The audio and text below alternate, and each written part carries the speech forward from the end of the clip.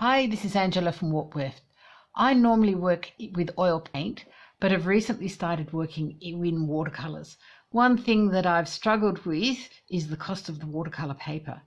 Arches and Strathmore are lovely to work with, but the price tag is hefty and it's prohibitive for beginners who need a lot of practice. So I bought a few cheaper brands of watercolour paper and I'm planning to test them over a few videos. In this video, I'm going to test the Ohuhu brand. It's available on Amazon in pack of 2 blocks. I'm not sure how much it cost because my daughter bought this for me as a gift. But it is heavyweight, it's acid free, it's cold press, and it's £140 or 300 GSM. It's 229 by 305 millimeters, which is 9 by 12 inches.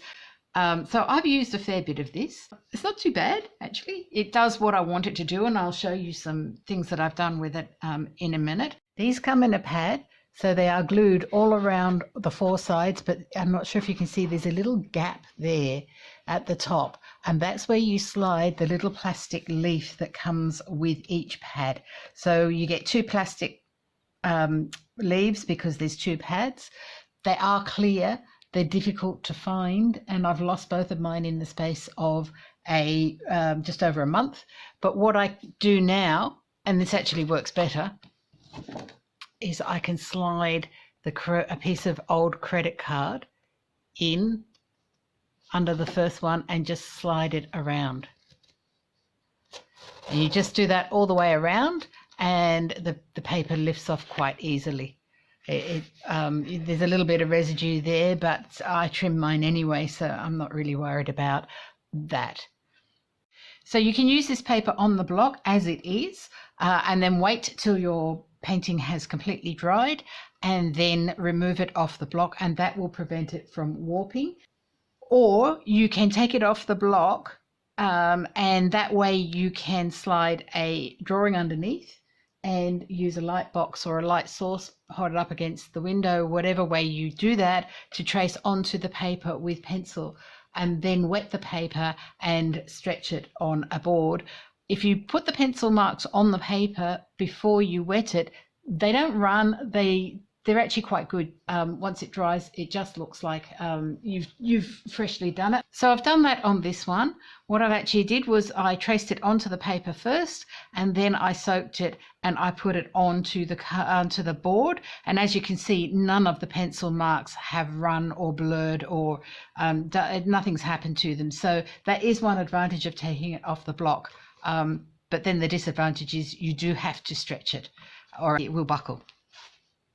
So for the kind of thing that I want to do with watercolor paper, I'm looking for 4 qualities. So I'm looking for its blending qualities. I'm looking for its spreading qualities. So that is, if I put clear water down onto the paper and I drop some paint in it, how is it going to disperse? Is it just going to stay where it is, or is it going to disperse across the paper?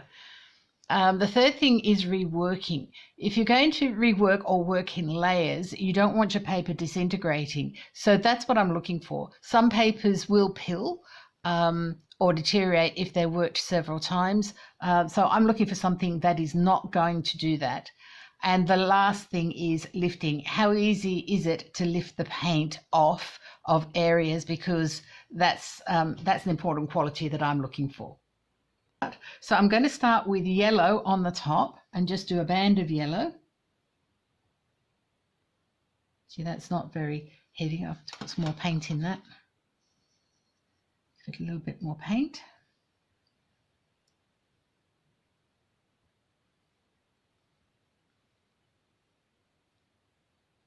Take some of that off.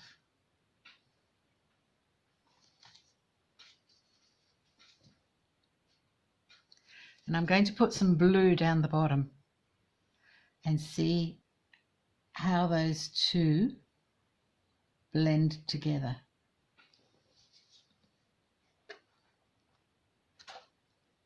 I'll just leave it for a little bit to see how well it does blend. Okay, the next thing I want to do is lay down some clear water. It's not quite clear, it's got a little bit of the blue in it. And I'm just going to drop a little bit of that blue into it, and we'll see how that spreads.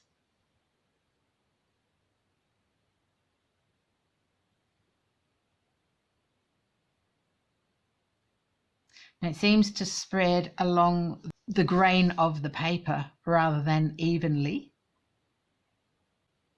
Now the next thing I'm going to try is the lifting. Just going to use a little bit of paper towel here, and it does lift out. How well it lifts out after it's been sitting a while, I'll give it a go over here, and it's still lifting out there. Okay, so I'm going to show you what happens when you use this paper. So this one I used straight on the block, and I let it dry, and then I took it off the block, and it sits relatively flat. You can see here, it's just sitting relatively flat, hasn't buckled terribly.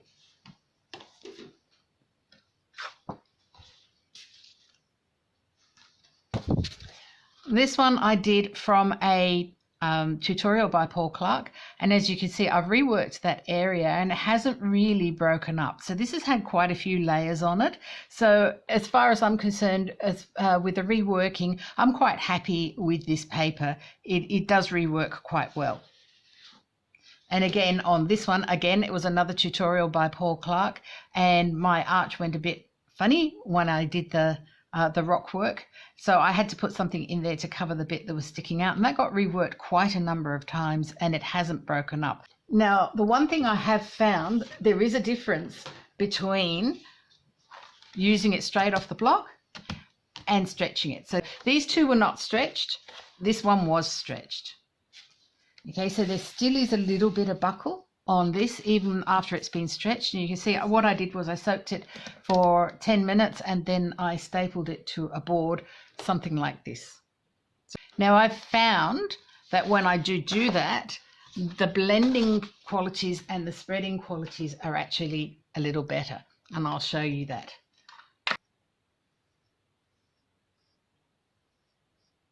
Bit of a wash on there.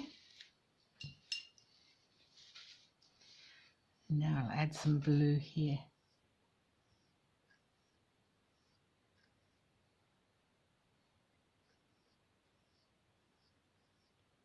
And then I'll put some here, see if it spreads.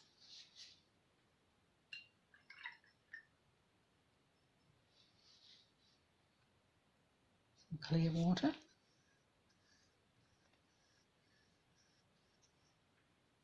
And I'll drop some paint into there. I'm finding that the spread is more even. It's not going out along the lines of the texture of the paper. It seems to be spreading more evenly. And the same down here, you can see it is spreading more evenly. Now, I suspect that that may be because in wetting the paper and leaving it to soak for 10 minutes, I'm getting some of the sizing off the paper and it's behaving more in the way that I want it to behave. It's spreading more easily, and I can see actually the yellow is starting to come through. I might do a little bit of red on that and see what happens when you spread a little bit of red onto that as well.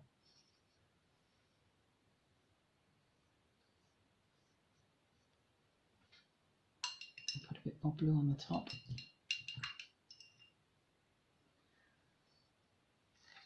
To wet that up a little bit.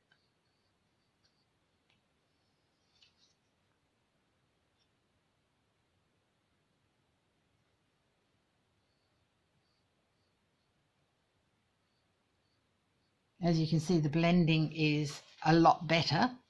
We haven't tried lifting from this, so you still get the lifting effect if you've soaked the paper as well. If you'd like to see more videos, as I said, I'm planning to road test some other cheap watercolor paper, then please hit the subscribe button and you'll be notified when the next video goes up.